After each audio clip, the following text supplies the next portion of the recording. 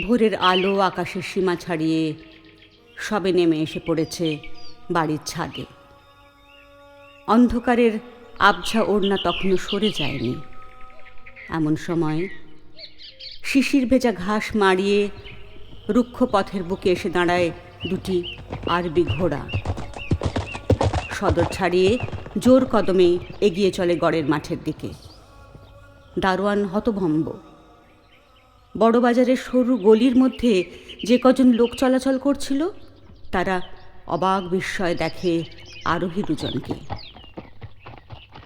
আরোহীদের কিন্তু ভ্রুক্ষেপ নেই।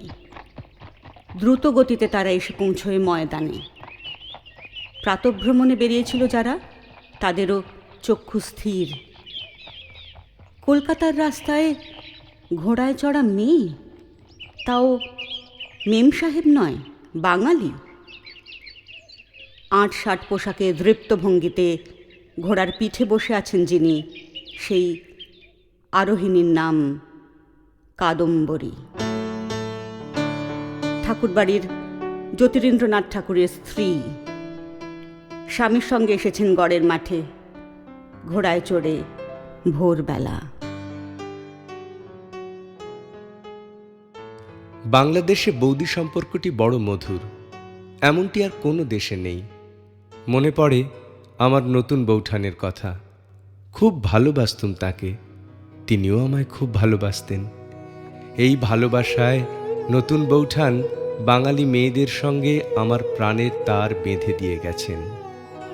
আমার সকল আবদারের ওই একটি স্থান ছিল নতুন বৌঠান। কত আবদার করেছি, কত যত্ন ভালোবাসা পেয়েছি। তোমারে করিয়াছি জীবনের ধ্রুবতারা, তোমারে করিয়াছি জীবনের ধ্রুবতারা। এ সমুদ্রে আরো কভু হব না পথহারা, তোমারে করিয়াছি জীবনের ধ্রুবতারা।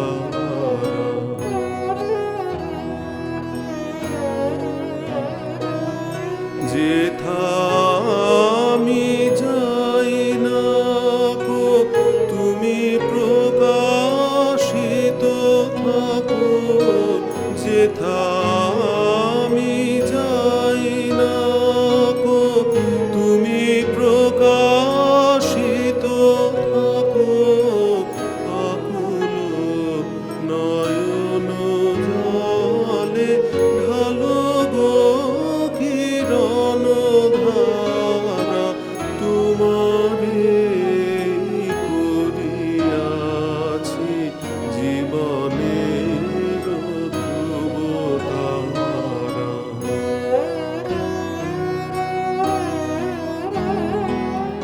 তব মুখ সদা মনে জাগিতেছে সঙ্গপনে, দিলে গো অন্তর হলে নাহেরি কুল কিনারা।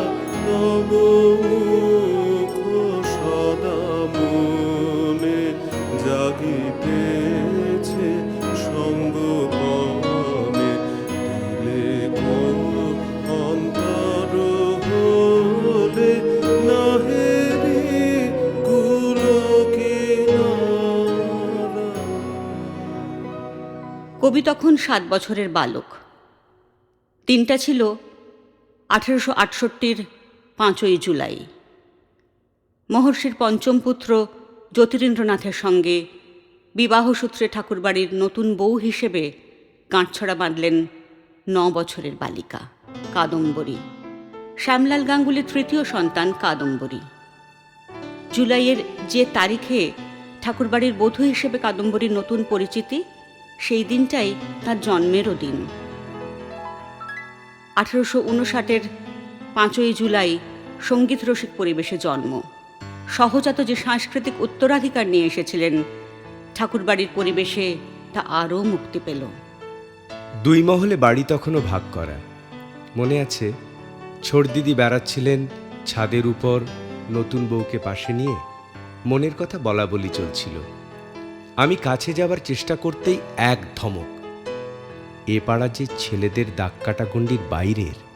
কিছুদিনের মধ্যেই অবশ্য ভেঙে গেল গণ্ডি, গড়ল সাঁকো। বউ ঠাকুরনের জায়গা হলো বাড়ির ভিতরের ছাদের লাগাও ঘরে। সেই ছাদে তাঁরই হলো পুরো দখল। পুতুলের বিয়েতে ভোজের পাতা পড়ত সেইখানে। নেমন্তন্নের দিনে প্রধান ব্যক্তি হয়ে উঠত এই ছেলে মানুষ। এইবার আমার নির্জন বেদুয়ানি ছাদে শুরু হলো আর এক পালা। এলো মানুষের সঙ্গ, মানুষের স্নেহ। আমি তোমার সঙ্গে বেঁধেছি আমার প্রাণ, সুরের বাঁধনে। তুমি জানো না আমি তোমারে পেয়েছি অজানা সাধনে। আমি তোমার সঙ্গে বেঁধেছি আমার প্রাণ, সুরের বাঁধনে।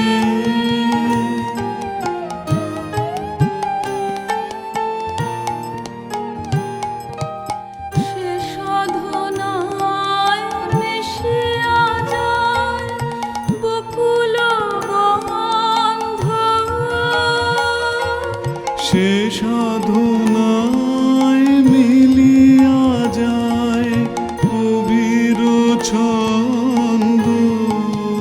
তুমি জানো না ঢেকে রেখেছি তোমার নাম, রঙিন ছায়া আচ্ছাদনে।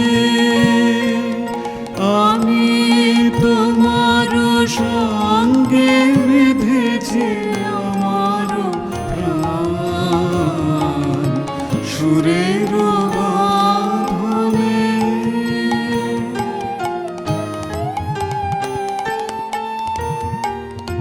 তোমার রূপ মূর্তি খানে ফাল্গুনের আলোতে বসাই জানে অরূপ মূর্তি খানে। উজ্জ্বল শ্যামবর্ণ, গলায় পলার হারখানি। চেয়েছি অবাক জানি তার পানে। বড় বড় কাজল নয়নে অসংকোচে ছিল চেয়ে। ছিল তারই কাছাকাছি বয়স আমার। স্পষ্ট মনে পড়ে ছবি। ঘরের দক্ষিণে খোলা দ্বার, সকালবেলার রোদে বাদাম গাছের মাথা, ফিকে আকাশের নীলে মেলেছে চিকন ঘন পাতা। একখানি সাদা শাড়ি, কাঁচাকচি গায়ে, কালো পাড় দেহ ঘিরে ঘুরিয়া পড়েছে তার পায়ে। দুখানি সোনার চুড়ি, নিটোল দুহাতে। ছুটির মধ্যাহ্নে পড়া কাহিনীর পাতে ওই মূর্তিখানি ছিল।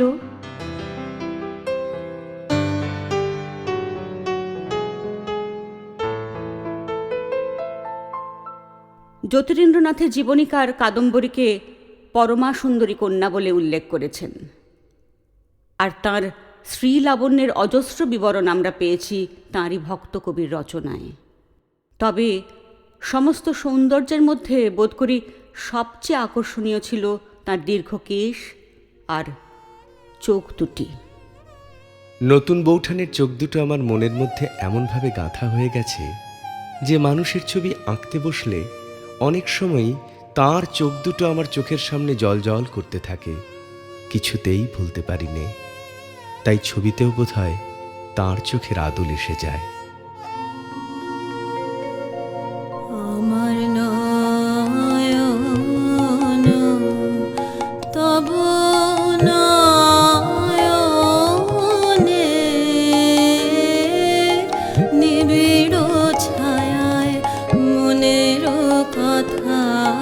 কুসুম কোরাক খোঁজে সেথায় কখনো অগম গোপন গহন মায়ায় পথ হারাইল ও যে আমার নয়ন আতুর দিঠিতে সুধায় সে নীরবে রে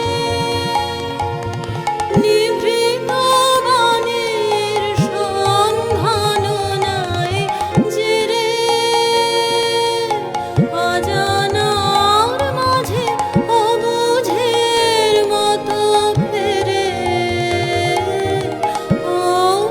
অশ্রুধারায় মজে আমার নয়ন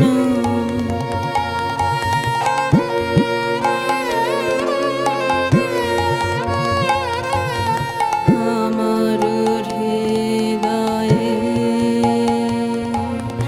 যে কথা লুকানো তার ভাষণ ফেলে কভু ছায়া তোমার হৃদয় তলে দুয়ারে গেছি রক্ত রেখায় পদ্ম আসন সে তোমারে কিছু বলে তোমার হৃদয় তলে তবু কুঞ্জের পথ দিয়ে যেতে যেতে বাতাসে বাতাসে ব্যথা দিয়ে মোর পেতে বাতাসে বাতাসে ব্যথা দিয়ে মোর পেতে বাসে খেয়ে আশায় ভাষা দেয় আকাশেতে সে কি কেহ নাহি বোঝে আমার নয়ন তব নয়নে নিবিড় ছায়ায় মনের কথায় কুসুম কোরাক খোঁজে নতুন বৌঠানের সৌন্দর্যের সঙ্গে সহজেই মিশেছিল কল্যাণময়ী গৃহলক্ষ্মীর রূপটি। এত অনাদরে মানুষ হয়েছি, কেউ দেখত না আমাদের। সর্বপ্রথম বর্দি, তারপরেই নতুন বৌঠান আমাকে কাছে টেনে নিলেন। সেই প্রথম আমি যেন জীবনে আদর যত্ন পেলুম। এত দুর্মূল্য সেটা লেগেছিল তা বলতে পারি নে। বউ ঠাকুরুন রাঁধতে পারতেন ভালো, খাওয়াতে ভালোবাসতেন। এই খাওয়াবার শখ মেটাতে আমাকে হাজির পেতেন। স্কুল থেকে ফিরে এলেই তৈরি থাকতো তার আপন হাতের প্রসাদ। চিংড়ি মাছের চচ্চড়ির সঙ্গে পান্তা ভাত যেদিন মেখে দিতেন অল্প একটু লঙ্কার আভাস দিয়ে, সেদিন আর কথা ছিল না। এইরকম প্রতিদিনের অজস্র স্নেহের ছবি টুকরো টুকরো করে ধরা পড়ে শেষ বয়সের বিভিন্ন আলাপে, লেখায়। কখনো মোরান সাহেবের বাড়ির বকুলতলার বনভোজন, কখনো পৈতের সময়কার হবিষ্যান্নর মুগ্ধতা ফিরে ফিরে আসে তাতে।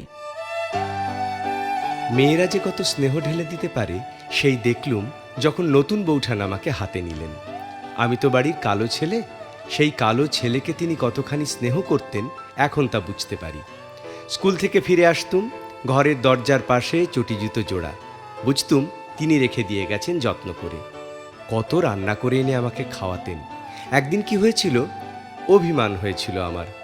আমি কোথায় দৌড় দিলুম, খুঁজে পেতে এনে আদর করে অভিমান ভাঙলেন। কত আদর, তার মধ্যে যেন গভীর ভালোবাসার একটা উৎস ছিল। অথচ আমার কিছু প্রশংসা করা সেটা যেন ঠিক নয়। আমার কাব্য তার চেয়ে বেহারি চক্রবর্তীর কাব্য ভালো, আমার গলা তার চেয়ে সোমদার গলা সে অনেক ভালো, শোনো কথা একবার। আর দেখতে আমাকে এমনই বাকি, বড় দুঃখ হতো। আয়নার সামনে গিয়ে ভাবতুম কোনখানে সংশোধন করলে ভালো হয়। ঝগড়া নিয়তই হতো। চাবি চুরি করা আমার রোগ ছিল। যখন পেরে উঠতুম না, চাবি চুরি করতুম তার। সমস্ত তেতলার ছাদে খোঁজ চলত, কোথায় চাবি, কোথায় চাবি।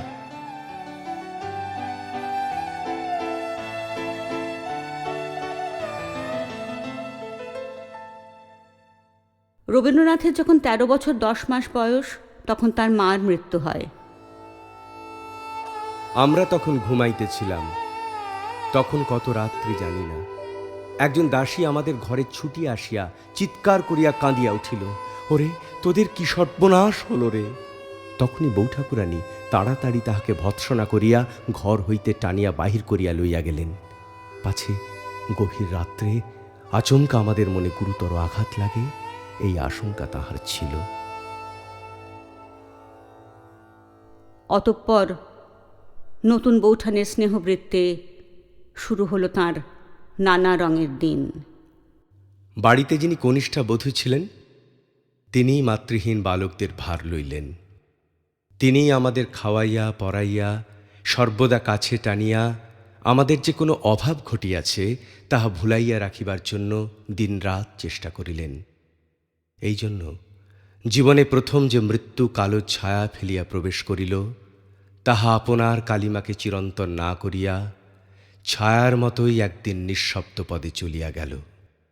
রবীন্দ্রনাথের এই আত্ম উপলব্ধি যেমন সত্য, তেমনি এও সত্য, ভুলে থাকার শক্তির সঙ্গে যুক্ত হয়েছিল ভুলিয়ে রাখার শক্তি। যে শক্তির উৎস তার চেয়ে মাত্রই কিছু বড় নতুন বৌঠান। অনুক্ষণ সঙ্গ দিয়ে মাতৃস্নেহে খাইয়ে পরিয়ে সদ্য হারানো মায়ের অভাব ভুলিয়ে রাখার জন্য তাঁর ছিল দিবারাত্রির সাধনা। জোড়াসাঁকোর বাড়ির বাইরের তেতালার ছাদ সংলগ্ন ঘরটিতে নেট গড়লেন জ্যোতিদাদা, নতুন বৌঠান। সঙ্গী হলেন রবি। ছাদের ঘরে এলো পিয়ানো। এইবার ছুটল আমার গানের ফোয়ারা। জ্যোতিদাদা পিয়ানোর উপর হাত চালিয়ে নতুন নতুন ভঙ্গিতে ঝমাঝম সুর তৈরি করে যেতেন, আমাকে রাখতেন পাশে।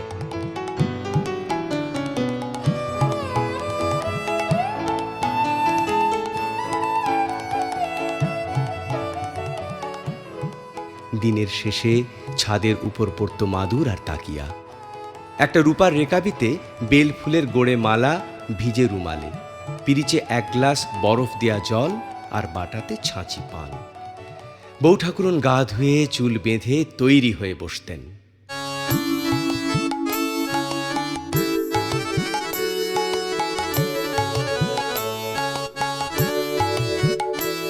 বনে এমন ফুল ফুটেছে, মন করে থাকা আজ কি সাজে। বনে এমন ফুল ফুটেছে, মন করে থাকা আজ কি সাজে। মান অভিমান ভাসিয়ে দিয়ে চলো চলো কুঞ্জ মাঝে, মন করে থাকা আজ কি সাজে। বনে এমন ফুল ফুটেছে, মন করে থাকা আজ কি সাজে।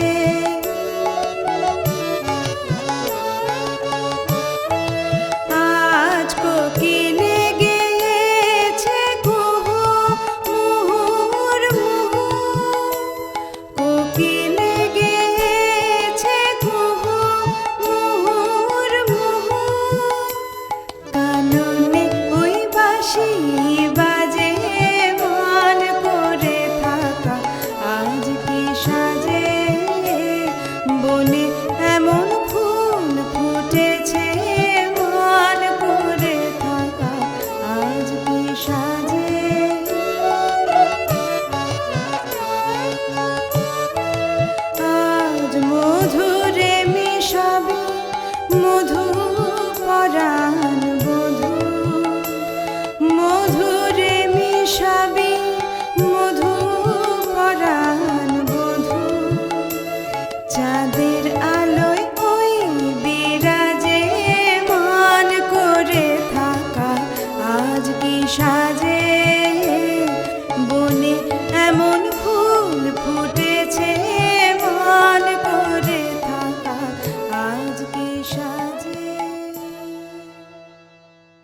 আর ছাদটাও তো শুধু ছাদ ছিল না, ছাদটাকে বৌঠাকুরন একেবারে বাগান বানিয়ে তুলেছিলেন। পিলপের ওপরে সারি সারি লম্বা পাম গাছ, আশেপাশে চামেলি, গন্ধরাজ, রজনীগন্ধা, করবী, দোলন চাপা। দোলে প্রেমের দোলন চাপা হৃদয়ে আকাশে, দোলে দোলে দোল ফাগুনের চাঁদের আলোর সুধায় মাখাসে, দোলে দোলে দোলে প্রেমের দোলন চাপা হৃদয়ে আকাশে, দোলে দোলে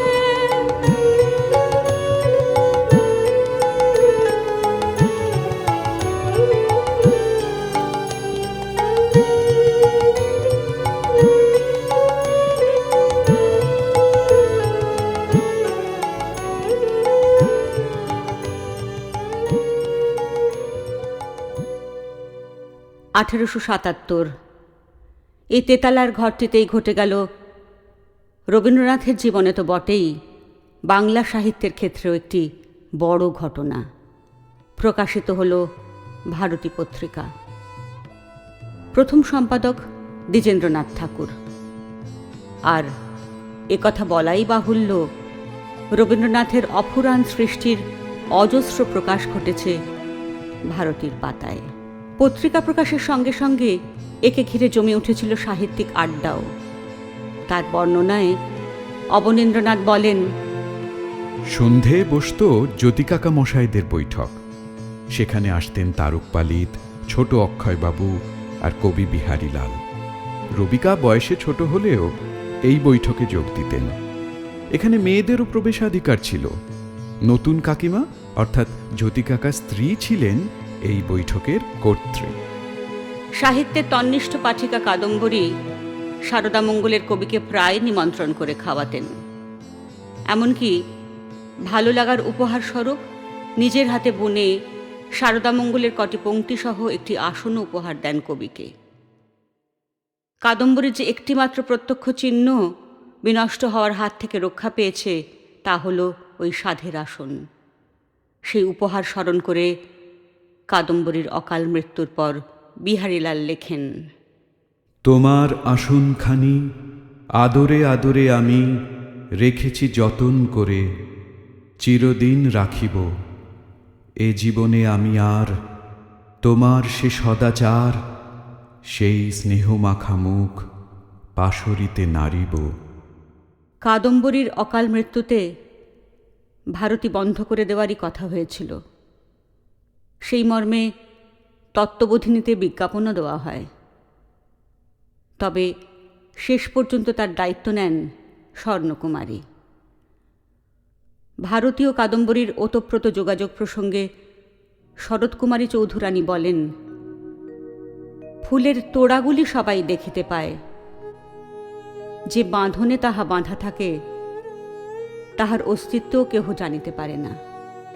মহর্ষি পরিবারের গৃহলক্ষ্মী শ্রীযুক্ত জ্যোতিরিন্দ্রনাথ ঠাকুরের পত্নী ছিলেন এই বাঁধন। বাঁধন যখন ছিঁড়িল, ভারতীর সেবকরা আর ফুল তোলেন না, মালা গাঁথেন না, ভারতী ধুলায় মলিন। তুমি কোন কাননের ফুল, কোন গগনে তারা, তোমায় কোথায় দেখেছি যেন কোন স্বপ্নের পারা, তুমি কোন কাননের ফুল,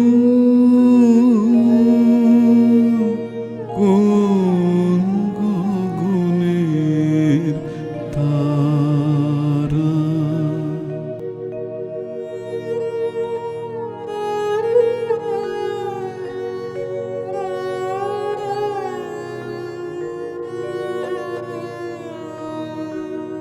কবে তুমি গেছিলে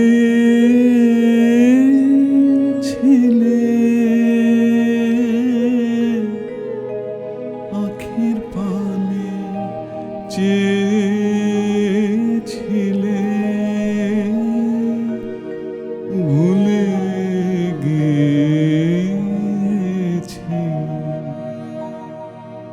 শুধু মনের মধ্যে জেগে আছে ওই নয়নের তারা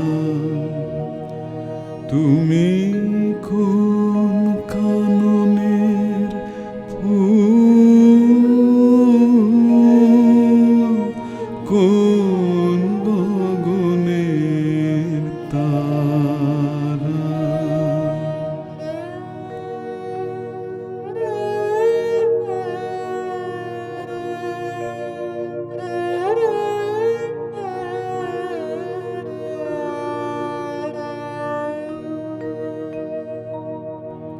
তুমি কথা কইও না তুমি চেয়ে চলে যাও এই চাঁদের আলোতে তুমি হেসে গলে যাও আমি ঘুমের ঘোরে চাঁদের পানে চেয়ে থাকি মধুর প্রাণে তোমার আখির মতন দুটি তারা ঢালুক কিরণ ধারা তুমি কোন কাননের ফুল কোন গগনের তারা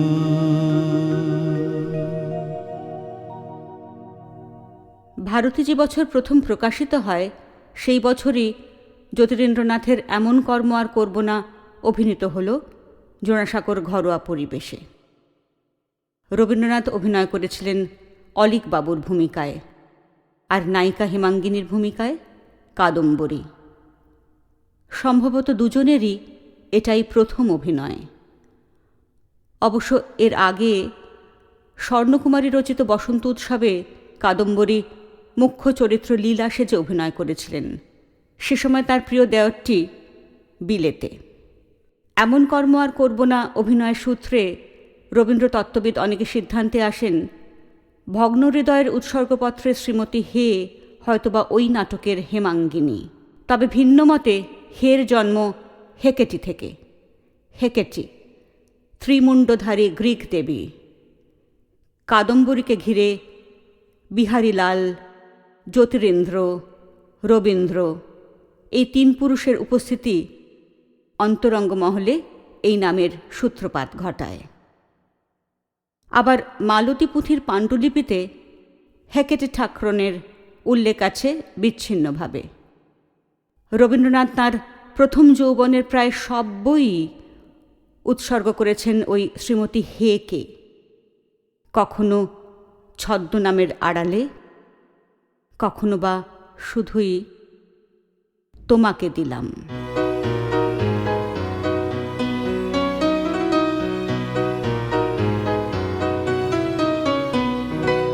আয় তবে সহচরে হাতে হাতে ধরে ধরে নাচিবে ঘিরে ঘিরে গাহিবে গান।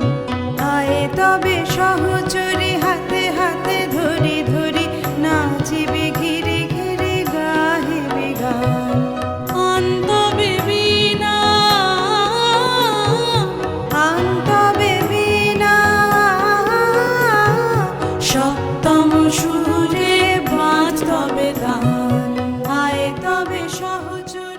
এই গানটি মানময় গীতিনাট্যের। কাদম্বরী এখানে উর্বশীর ভূমিকায় কেবল অভিনয় নয়, গানও গেয়েছিলেন। পাশরিব ভাবনা, পাশরিব যাতনা, রাখিব প্রমোদে ভরে দিবানিশি মন প্রাণ। পাশরিব ভাবনা, পাশরিব যাতনা, রাখিব প্রমোদে ভরে দিবানিশি মন প্রাণ। অন্তবে বীণা, অন্তবে বীণা,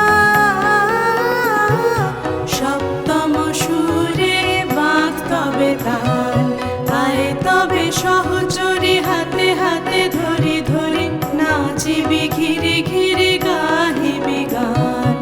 আয় তবে সহচরে হাতে হাতে ধরি ধরি, নাচিবি ঘিরে ঘিরে গাহিবি গান। সেকালের বিখ্যাত সঙ্গীতবিদ জগমোহন গাঙ্গুলির নাতনির সঙ্গীতে অধিকার ছিল সহজাত। হয়তো জ্যোতিরিন্দ্রনাথের সহযোগিতায় তা আরও পরিশীলিত হয়ে উঠেছিল। ইতিহাসের তথ্য প্রমাণ খুঁজতে যাওয়া অনর্থক, তবে এটুকু কল্পনার আশ্রয় আমরা নিতেই পারি। দেশীয় বিলিতি সুর মিলিয়ে দু ভাই যখন তেতালার ছাদের ঘরে বাংলা সঙ্গীতের নতুন ধারা সৃষ্টি করছিলেন, তখন তাদের অনেক গানই হয়তো কাদম্বরীর কণ্ঠে প্রথমবার গীতিসত্তায় রূপ লাভ করেছিল। আমি তোমায় যত শুনিয়েছিলাম গান, আমি তোমায় যত শুনিয়েছিলাম গান, আমি তোমায় যত, তার বদলে আমি চাইলে কোনো দান, আমি তোমায় যত। ভুলবে সে গান যদি না হয় যে ও ভুলে, উঠবে যখন তারা সন্ধ্যা সাগর কুলে, তোমার সভায় যবে করব অবসান, এই কদিনের শুধু এই কটি মুহূর্তান, আমি তোমায় যত তোমার গান যে কত শুনিয়েছিলে মোরে, সেই কথাটি তুমি ভুলবে কেমন করে, ওগো সেই কথাটি তুমি ভুলবে কেমন করে, সেই কথাটি কবি পড়বে তোমার মনে, বর্ষামুখর রাতে ফাগুন সমীরণে, এইটুকু মোর শুধু রইল ভিমা,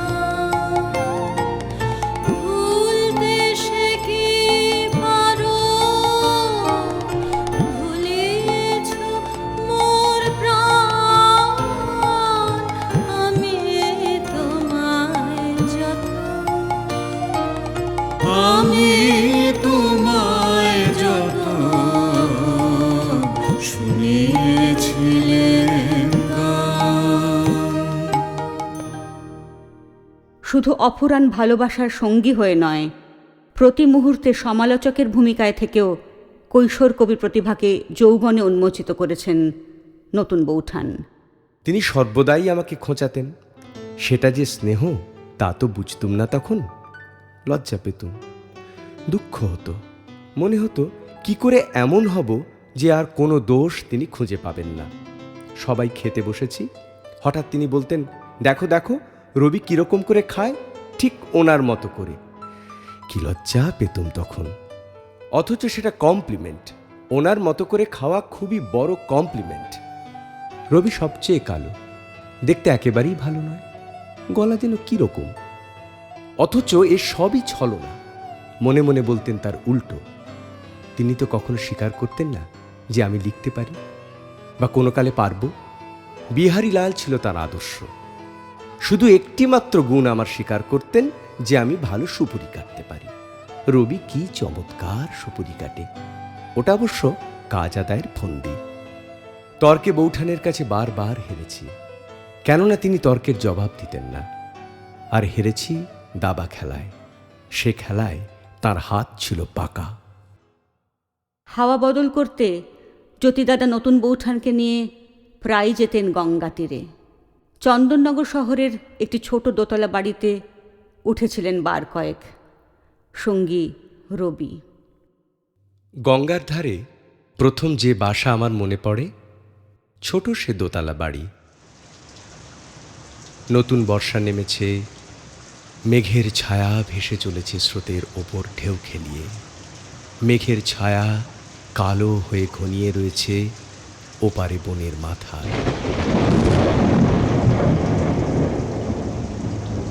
বিদ্যাপতির পথটি জেগে উঠল মনে।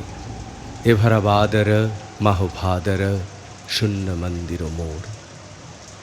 নিজের সুর দিয়ে ঢালাই করে রাগিনীর ছাপ মেরে তাকে নিজের করে নিলুম। থেকে থেকে বাতাসের ঝাপটা লাগছে গাছগুলোর মাথার উপর, ঝুটোপুটি বেঁধে গেছে ডালপালায়। ডিঙি নৌকোগুলো সাদা পাল তুলে হাওয়ার মুখে ঝুঁকে পড়ে ছুটছে। ঢেউগুলো ঝাঁপ দিয়ে ঝপঝপ শব্দে পড়ছে ঘাটের উপর। বৌঠাকুরুন ফিরে এলেন, গান শোনালুন তাকে। ভালো লাগলো বলেননি, চুপ করে শুনলেন।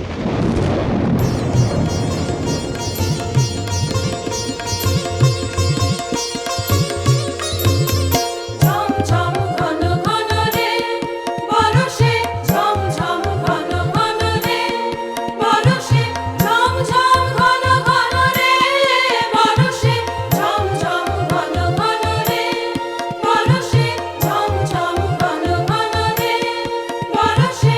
গগনে ঘন ঘটা শিহরে তরুলতা, গগনে ঘন ঘটা শিহরে তরুলতা। ময়ূর ময়ূরী নাচিছে হরষে, ময়ূর ময়ূরী নাচিছে হরষে, ঝমঝম ঘন ঘন রে বরষে, ঝমঝম ঘন ঘন রে বরষে, ঝমঝম ঘন ঘন রে বরষে। দিশে দিশে সচকিত নামিনে চমকিত, দিশে দিশে সচকিত নামিনে চমকিত, চমকে উঠেছে হরিণী তরসে, চমকে উঠেছে হরিণী তরসে।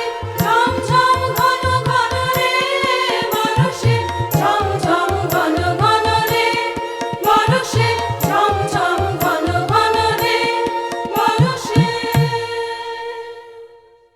পরবর্তীকালে চন্দননগরে গিয়ে ওরা উঠলেন মোরান সাহেবের সে বিখ্যাত বাগান বাড়িতে।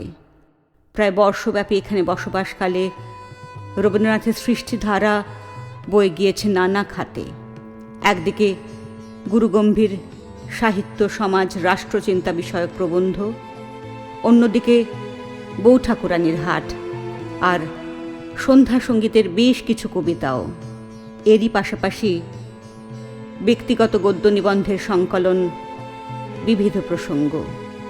সমস্ত রচনার সঙ্গেই কাদম্বরীর যোগ কতটা নিবিড় তা বোঝা যায় বইটির উৎসর্গপত্র পড়লেই। এ ভাবগুলির সঙ্গে তোমাকে আরো কিছু দিলাম, সে তুমিই দেখিতে পাইবে। এই লেখাগুলির মধ্যে কিছুদিনের গোটা কতক সুখ দুঃখ লুকাইয়া রাখিলাম। এক একদিন খুলিয়া তুমি তাহাদের স্নেহের চক্ষে দেখিও। তুমি ছাড়া আর কেহ তাহাদিগকে দেখিতে পাইবে না।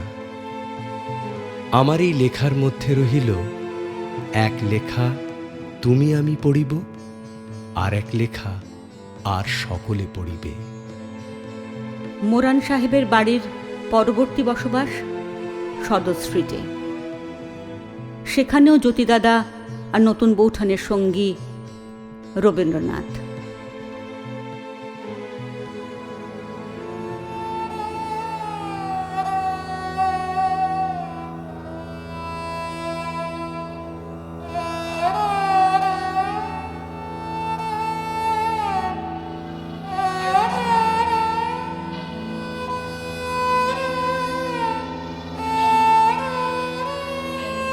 এরপর কোথা থেকে যেন ঘনিয়ে আসে অবসানের সুর। জোড়াসাঁকোর ঠাকুর বাড়িতে ঘরে ঘরে ভরা সংসার, সৃষ্টি ও কর্মের অজস্র ধারায় সবাই মাতোয়ারা। তারই মধ্যে কখন কিভাবে নিঃসঙ্গতা, একাকিত্ব ঘিরে ধরেছিল কাদম্বরীকে।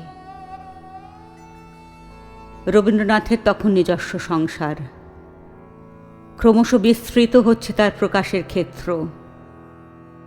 জ্যোতিরিন্দ্রনাথ মগ্ন আপন খেয়ালে। তারও আগে মর্মান্তিক দুর্ঘটনায় মারা গিয়েছে উর্মিলা, স্বর্ণকুমারীর ছোট মেয়ে, যাকে নিজের সন্তানের মতোই বড় করেছিলেন নিঃসন্তান কাদম্বরী। ছাদের বাঁকা সিঁড়ি দিয়ে আপনা আপনি নামতে গিয়ে নিচে পড়ে যায় সে। হয়তো এ সমস্ত কিছুই, অথবা এর কোনোটাই নয়। কেউই নিশ্চিত জানি না কেন কাদম্বরীর মনের গভীরে মৃত্যু বাসা বেঁধেছিল। এই প্রসঙ্গে আমরা মনে করতে পারি 1880 সালেও তিনি একবার আত্মহননের চেষ্টা করেন। তাকে সুস্থ করে তুলতে ও জোড়াসাঁকোর পরিবেশ থেকে দূরে থাকবার জন্য জ্যোতিরিন্দ্রনাথ তাকে নিয়ে বাইরে যান, শুধু দুজনে। দীর্ঘ সময় কোথায় কতদিন ছিলেন তা জানা যায় না। কোলে ছিল সুরে বাঁধা বীণা, মনে ছিল বিচিত্র রাগিনী। মাঝখানে ছিঁড়ে যাবে তার, সে কথা ভাবিনি। ওগো, আজি প্রদীপ নিবাও, বন্ধ করো দ্বার, সভা ভেঙে ফিরে চলে যাও হৃদয় আমার। তোমরা যা আশা করেছিলে নারী নুপুরাতে, কে জানিত ছিঁড়ে যাবে তার গীত না ফুরাতে। ভেবেছিনু ঢেলে দিব মন, প্লাবন করিব দশদিশি, পুষ্পগন্ধে আনন্দে মিশিয়া পূর্ণ হবে পূর্ণিমার নিশি। ভেবেছিনু ঘিরিয়া বসিবে তোমরা সকলে, গীত শেষে হেসে ভালোবেসে মালা দিবে গলে। শেষ করে যাব সব কথা, সকল কাহিনী, মাঝখানে ছেড়ে যাবে তার, সে কথা ভাবিনি।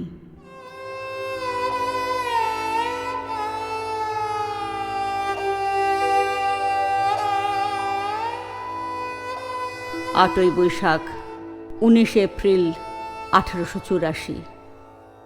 আত্মহত্যার পথ বেছে নিলেন কাদম্বরী। তার প্রক্রিয়া বা কারণ কোনোটাই আমাদের আলোচ্য বিষয় নয়। শুধু এটুকু বলি, 2 দিন ধরে ডাক্তাররা জীবন রক্ষার জন্য প্রাণপণ চেষ্টা করেছিলেন, কিন্তু সম্ভবত 9ই বৈশাখ রাত্রে বা 10ই বৈশাখ সকালে তাদের সকল প্রয়াসকে ব্যর্থ করে দিয়ে চলে গেলেন কাদম্বরী। এই ঘটনা কবির মনে যে অভিঘাত সৃষ্টি করল তা এই রকম। মরে যায় যে, সে যায়, আর তাকে দেখতে পাওয়া যায় না। শুনতাম ডাকলে নাকি আত্মা এসে দেখা দেয়। সে ভুল। নতুন বৌঠান মারা গেলেন, কি বেদনা বাজল বুকে।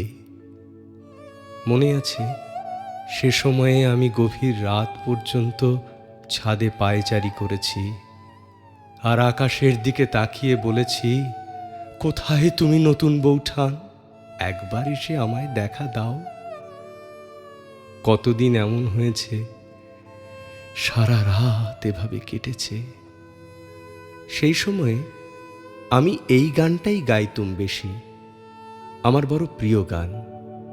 আমার প্রাণের পরে চলে গেল কে, বসন্তের বাতাসটুকুর মতো সে যে ছুঁয়ে গেল, নুয়ে গেল রে। ফুল ফুটিয়ে গেল শত শত, সে চলে গেল, ভুলে গেল না। সে কোথায় গেল, ফিরে এলো না। সে যেতে যেতে চেয়ে গেল, কি যেন গেয়ে গেল। তাই আপন মনে বসে আছি কুসুম বনেতে। তাই আপন মনে বসে আছি কুসুম বনেতে। সে ঢেউয়ের মতন ভেসে গেছে, চাঁদের আলোর দেশে গেছে। যেখান দিয়ে ভেসে গেছে, হাসি তার রেখে গেছে রে। মনে হলো আখির কোণে আমার যেন ডেকে গেছে সে। আমি কোথায় যাব, কোথায় যাব ভাবতেছি, তাই একলা বসে সে চাঁদের চোখে বুলিয়ে গেল ঘুমের ঘোর। সে প্রাণের কোথায় দুলিয়ে গেল ফুলের ডোর। কুসুম বনের উপর দিয়ে কি কথা সে বলে গেল। ফুলের গন্ধ পাগল হয়ে সঙ্গে তারে চলে গেল। হৃদয়ে আমার আকুল হলো, নয়ন আমার মুদে এলো রে। কোথা দিয়ে কোথায় গেল সে, আমার প্রাণের পরে চলে গেল কে।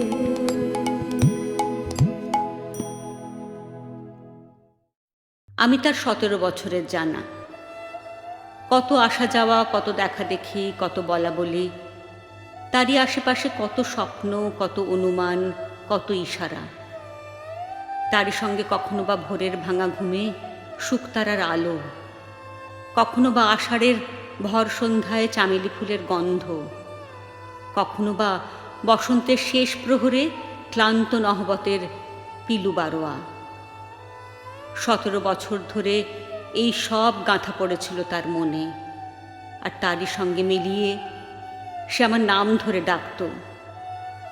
ওই নামে যে মানুষ সাড়া দিত, সে তো একা বিধাতার রচনা নয়, সে যে তারই 17 বছরের জানা দিয়ে গড়া, কখনো আদরে, কখনো অনাদরে, কখনো কাজে, কখনো অকাজে, কখনো সবার সামনে, কখনো একলা আড়ালে, কেউ কেবল একটি লোকের মনে মনে জানা দিয়ে গড়া সেই মানুষ। তারপরে আরও 17 বছর যায়, কিন্তু এর দিনগুলি, এর রাতগুলি সেই নামের রাখি বন্ধনে আর তো এক হয়ে মেলে না। এরা ছড়িয়ে পড়ে। তাই এরা রোজ আমাকে জিজ্ঞাসা করে, আমরা থাকবো কোথায়, আমাদের ডেকে নিয়ে ঘিরে বসবে কে? আমি তার কোনো জবাব দিতে পারিনি। চুপ করে বসে থাকি আর ভাবি, আর ওরা বাতাসে উড়ে চলে যায়, বলে আমরা খুঁজতে বেরোলাম। কাকে কাকে সে এরা জানে না। তাই কখনো যায় এদিকে, কখনো যায় ওদিকে।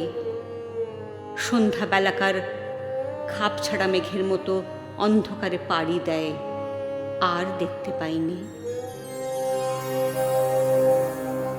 তুই ফেলে এসেছিস কারে মন মন রে আমার, তাই জনম গেল শান্তি পেলি না রে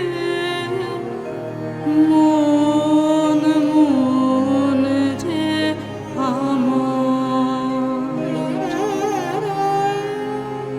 যে পথ দিয়ে চলে এলি সে পথ এখন ভুলে গেলি রে। যে পথ দিয়ে চলে এলি সে পথ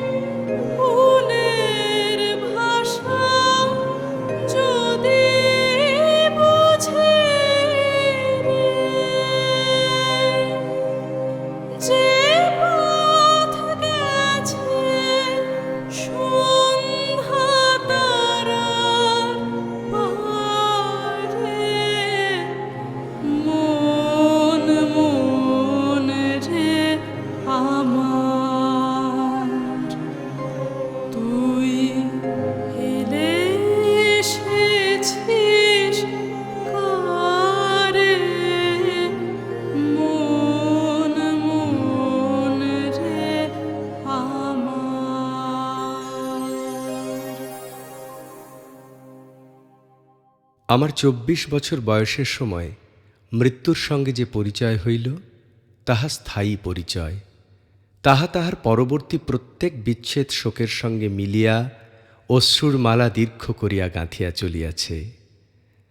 জীবনের কোথাও যে কিছুমাত্র ফাঁক আছে, তাহা তখন জানিতাম না। এমন সময় কোথা হইতে মৃত্যু আসিয়া এই অত্যন্ত প্রত্যক্ষ জীবনটার একটা প্রান্ত যখন এক মুহূর্তের মধ্যে ফাঁক করিয়া দিল, তখন মনটার মধ্যে সে কি ধাঁধাই লাগিয়া গেল। যাহা আছে এবং যাহা রহিল না, এই উভয়ের মধ্যে কোনো মতে মিল করিব কেমন করিয়া? সহসা দারুণ দুঃখ তাপে সকল ভুবন যাবে কাঁপে, ভুবন যাবে কাঁপে। সহসা দারুণ দুঃখ তাপে সকল ভুবন যাবে কাঁপে, ভুবন যাবে কাঁপে। সকল পথের ঘোচে চিহ্ন, সকল বাঁধন যাবে ছিন্ন। মৃত্যু আঘাত লাগে প্রাণে, তোমার পরশ আসে। কখন কে জানে, কখন পথে চলে যেতে যেতে, পথে চলে যেতে যেতে। সেই বৈরাগ্যের ভিতর দিয়া প্রকৃতির সৌন্দর্য আরো গভীর রূপে রমণীয় হইয়া উঠিয়াছিল।